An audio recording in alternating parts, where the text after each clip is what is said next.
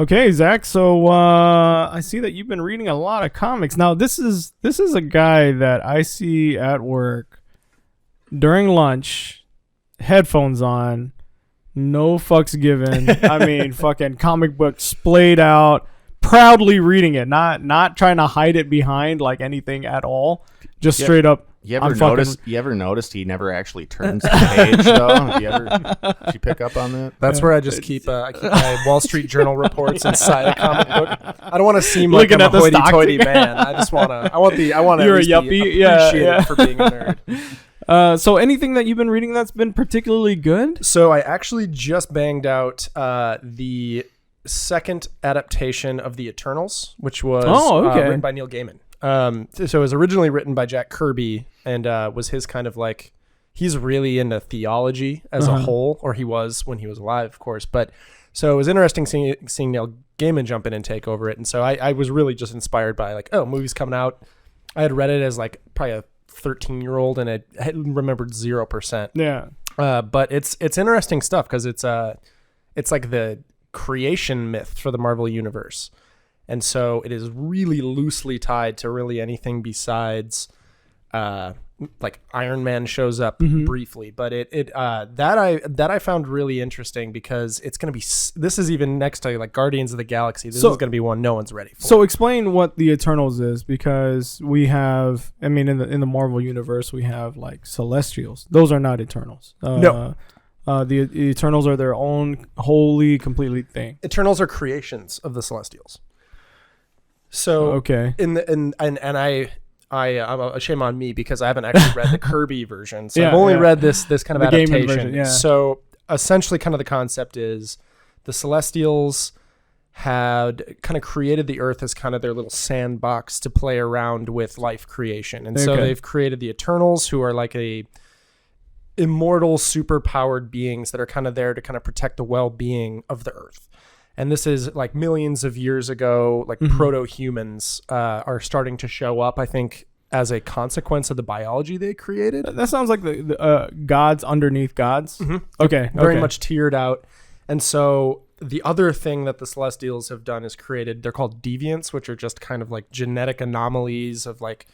Are they freaks of nature? Kind of freaks of nature. A lot of do they usually end up being the villains? And so that's what's interesting is it plays around with that because it's kind of like they treat them like an invasive species that is kind of their populations get out of control and start to upset the balance that they kind of set up. So the Celestials essentially raised them as a food source. Ooh. So there's been multiple visits of the Celestials to Earth. So the first time they show up and they seed all this life, they get out of there.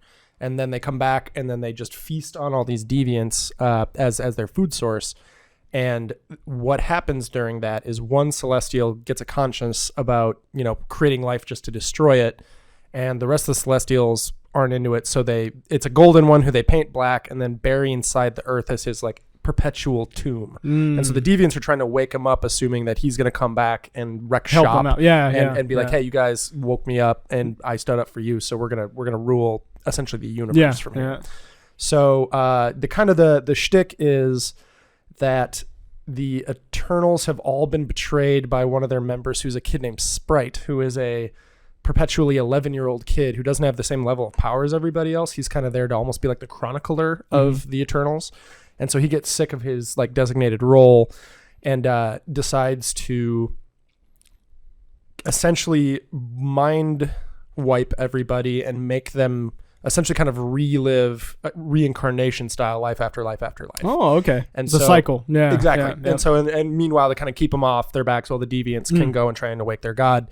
And so they essentially, it's kind of the process of watching all these immortal beings regain the memories from their millions of years old and then go and try and find more and wake more up to try and prevent this celestial being awoken. So it's going to be heady. It's going to be really interesting seeing how this plays out on the big screen, because this is like real big philosophy type stuff. So the arc that you're reading in the comic book is obviously going to be different than the one that is going to be portrayed on the screen. I believe so. Not that we know exactly what's going to be happening in the movie, but what do you think is going to be happening in the movie? So that's a good question, because we've seen the Celestials. I believe they showed up first time in Guardians. where you see them with the Power Stones. Oh like, yeah, yeah. It's like in the Stan collector. Lee. I think Stan Lee was hanging out with them. Those are the Watchers. Oh my goodness. The Watchers are another Immortals race that are there just to document everything that happens. Okay, And they always okay. show up for big things. So the Celestials, so if you remember, there's a point where the Collector is explaining to everybody what the Power Gem is. Yeah. And he's kind of showing them on a little view screen or whatever. There's like the purple giants that show up and just raise cities. Yeah. Those are the Celestials. That's the only time we've seen them. Okay. So what's interesting, so I would anticipate that it'll probably be a little bit scaled back, that they're probably not going to go as big as like Universe ending or cataclysmic destruction on the line. I think it's going to be a little more tied to maybe even Europe, because the big thing I saw is that Kit Harington is the Black Knight, and he is not connected to the Eternals in the comics at all. So his concept is that he's like from a long line of swordsmen who have this cursed blade that I believe is called the Ebon blade. Yeah. And so it'll be interesting to see how he gets tied in. I'm kind of hoping that they kind of tie in the Marvel UK world, Captain Britain and some of the like Excalibur, his like X team. So I think this could actually be the first place where mutants start to get pulled in. That's my Hail Mary prediction on this one. But yeah, it's gonna be interesting. But I have a feeling that's gonna kind of end up trying to tie some of the. You should have just said the Game of Thrones guy.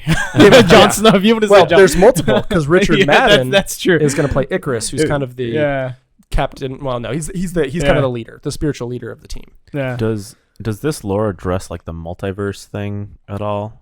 So, Because isn't that like a thing? Because we're getting Doctor there. Strange is kind of doing that too. Spider-Man's kind of dipped into it already. Yep.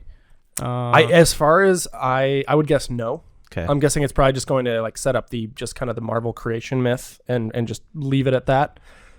But you never know. I mean, like clearly they're not scared about playing around on this multiverse stuff. Right.